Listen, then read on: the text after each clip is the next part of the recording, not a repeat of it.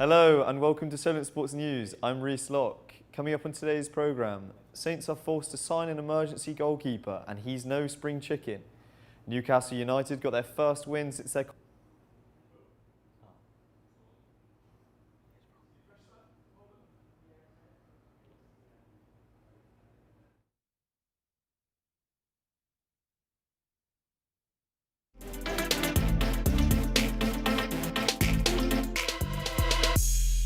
Hello and welcome to Solent Sports News. I'm Reese Locke. Coming up on today's programme, Saints are forced to sign an emergency goalkeeper and he's no spring chicken. Newcastle United got their first win since their controversial takeover, but how do people feel about their newfound riches? And it's nearly time for the Ashes. England and Australia prepare to go battle down under.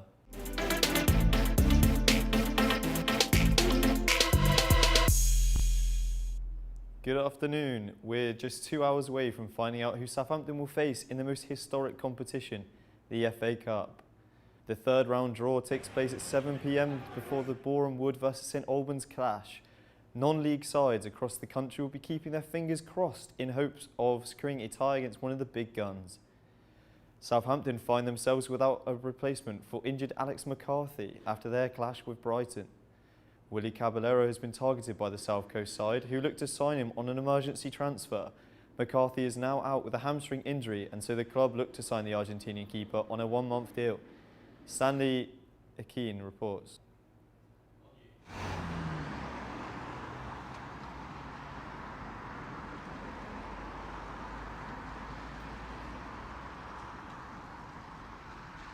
Stanley?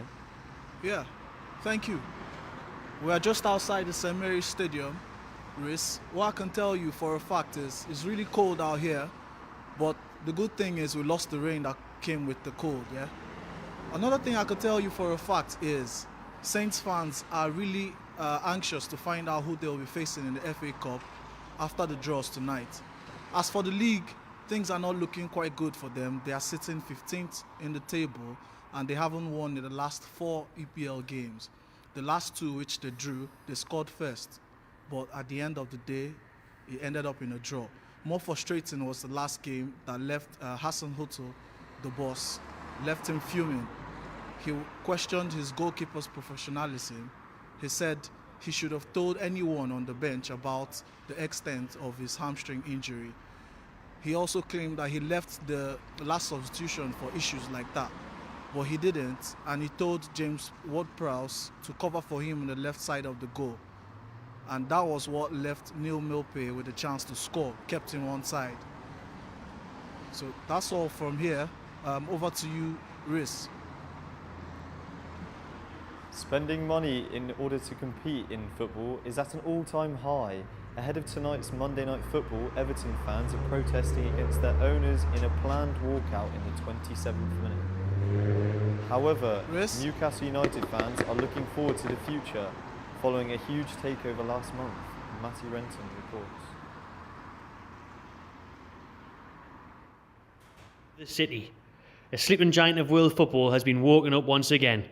You need money to win football matches these days. You need money to win trophies these days. Can the new Newcastle United owners fulfil their potential? Time will tell. Welcome to sunny Southampton. I am, however, on my way to the richest football club in the world. Not going to Real Madrid, not going to Paris Saint-Germain. I'm going to Newcastle United. Yes, the well-publicised takeover of Newcastle United from Saudi Arabia state PIF group has now made them worth £320 billion. So I'm heading up there to see exactly how the fans feel, how the journalists feel, and what it means for the club, the city, and the Premier League.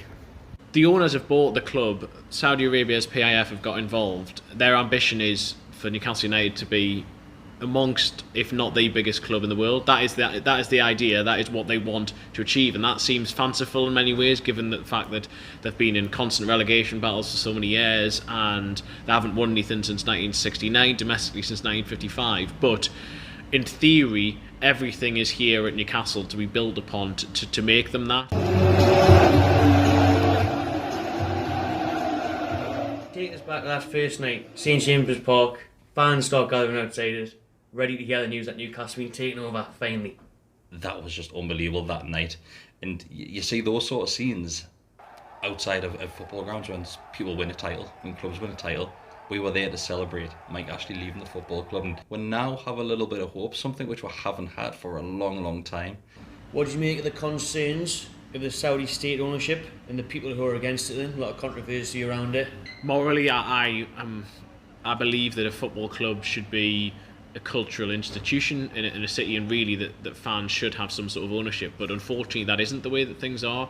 It was inevitable at some point that the likes of Saudi Arabia's sovereign wealth fund would want to buy a football club. We've already seen Abu Dhabi involvement in Man City, PSG, Qatar involvement, Chelsea have a Russian oligarch as an owner.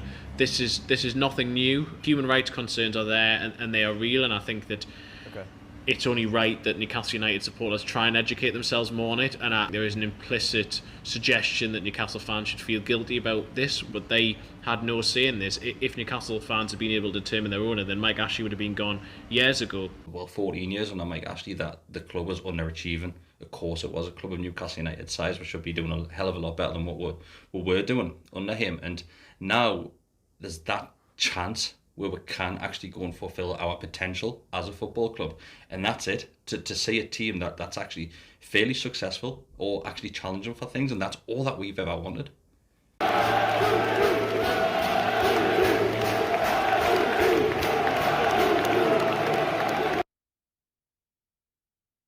Chelsea women's wrapped up their domestic quadruple. Goals from Fran Kirby and a double from Sam Kerr saw off Arsenal to clinch their third FA Cup trophy. The final was originally supposed to be played in June but was rescheduled due to COVID. Chelsea manager Emma Hayes believes that is a proud day for the club. This is a proud day as the manager of Chelsea. I represent a club of people, backroom staff, players, owners, board.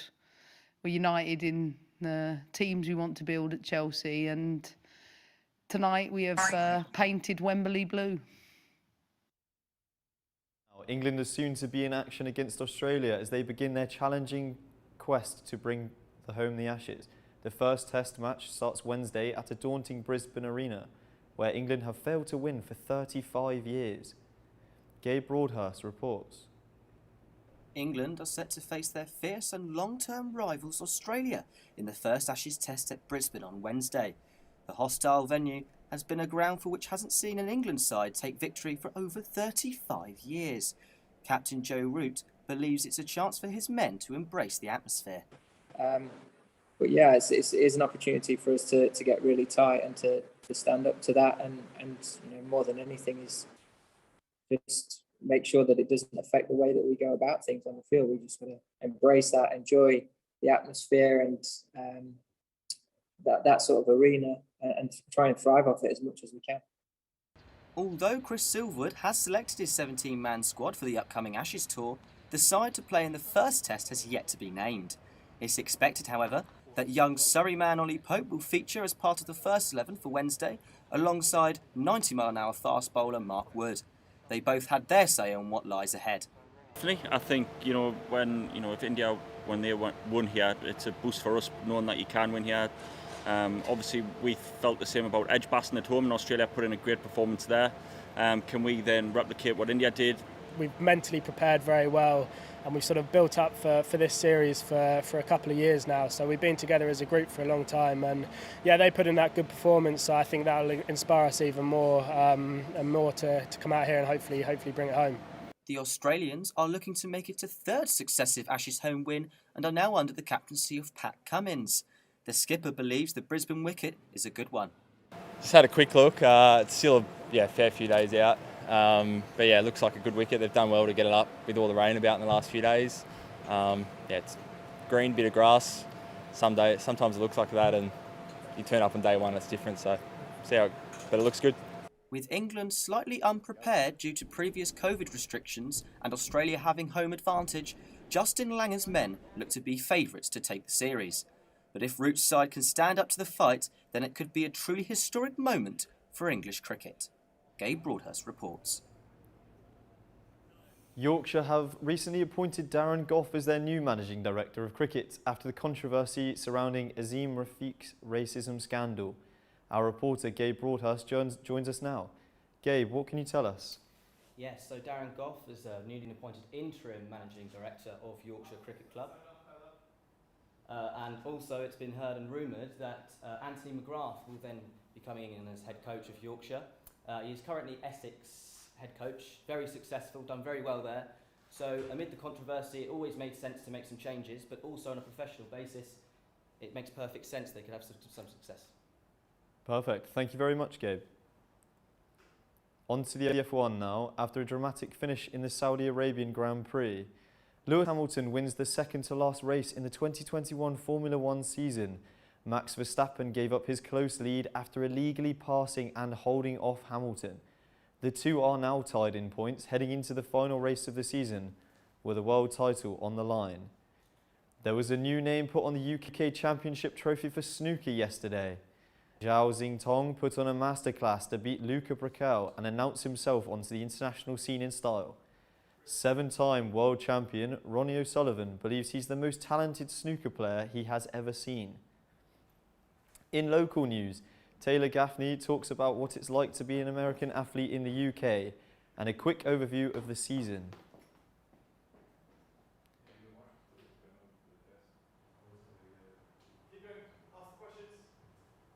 So, how has the season gone so far? So far the season's been going well. We dropped a couple games that we thought we should have won. And being American here playing in the UK has been super exciting for me. It's a little different just because basketball isn't as huge as like football and cricket and other sports here. But for the most part, I've been enjoying this experience, making new teammates and learning new things while I'm here. So what would you say has been the biggest test for you so far, obviously coming over into a new country that you've maybe never been before? The biggest test for me so far is just really getting the style of play here. Back in the States, things are, a lot faster. Everyone seems to be a lot more quicker. We're here. Teams are a lot taller and bigger, whereas speed-wise, they may not be as quick as the girls that I've faced in the U.S. But that would be the most challenging, and I feel like for the most part, I've been handling it pretty well. Like my teammates and my coaching staff have all helped me just get on board really well, and we're looking forward to finishing out the season strong. And overall, you've enjoyed it? Yes, much enjoyed it as much as possible. Okay, good. Thank you very much. Thank you.